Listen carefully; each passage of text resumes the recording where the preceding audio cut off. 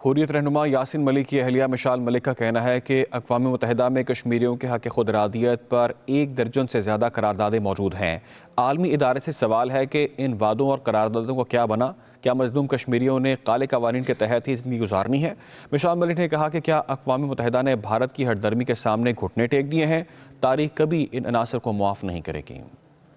آج میں United nation سے ایک دفعہ پھر ریٹریٹ کرتی ہوں کہ 1947 سے لے کر اب تک over a dozen United nations کے اندر قراردادیں ہیں کشمیریوں کے حق خود ارادیت کے لیے، اور آج 5 جنوری ہے۔ میں یونائٹڈ نیشن سے پوچھنا چاہتی ہوں کہ کیا ہوا ان وعدوں کا، ان پلیجز کا، ان پرومسز کا کہ کشمیریوں کو آزادی کا حق دیا جائے گا؟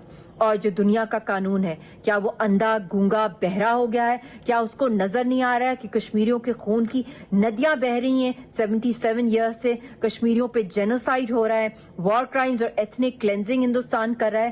کیا کشمیری صرف اس لیے پیدا ہوئے ہیں کہ ان کے شہداء کو ہم دفناتے رہیں اپنے؟ کیا ہمیں ایک عام انسان کی طرح جینے کا کوئی حق نہیں ہے؟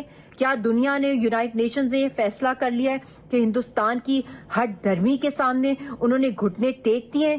مگر تاریخ آپ کو کبھی معاف نہیں کرے گی، یونائٹڈ نیشنز، ورلڈ باڈیز اور ہیومن رائٹس آرگنائزیشنز کو، کہ آپ خاموش تماشائی بیٹھے رہے اور کشمیریوں کی نسل کشی ہوتی رہی۔ اور انشاءاللہ تعالی فتح ہمارا مقدر ہے، مگر افسوس کہ دنیا چپ رہی اور دیکھتی رہی اور کشمیری قربانی دیتے رہے۔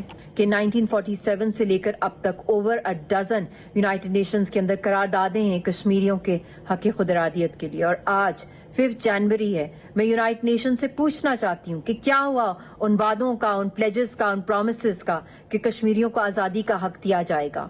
اور جو دنیا کا قانون ہے، کیا وہ اندھا، گونگا، بہرا ہو گیا ہے؟ کیا اس کو نظر نہیں آ رہا ہے کہ کشمیریوں کے خون کی ندیاں بہہ رہی ہیں؟ 77 ایئر سے کشمیریوں پہ جینوسائیڈ ہو رہا ہے، وار کرائمز اور ایتھنک کلینزنگ ہندوستان کر رہا ہے۔ کیا کشمیری صرف اس لیے پیدا ہوئے ہیں کہ ان کے شہداء کو ہم دفناتے رہیں اپنے؟ کیا ہمیں ایک عام انسان کی طرح جینے کا کوئی حق نہیں ہے؟ کیا دنیا نے، یونائٹڈ نیشنز نے یہ فیصلہ کر لیا ہے کہ ہندوستان کی ہٹ دھرمی کے سامنے انہوں نے گھٹنے ٹیک دیے ہیں؟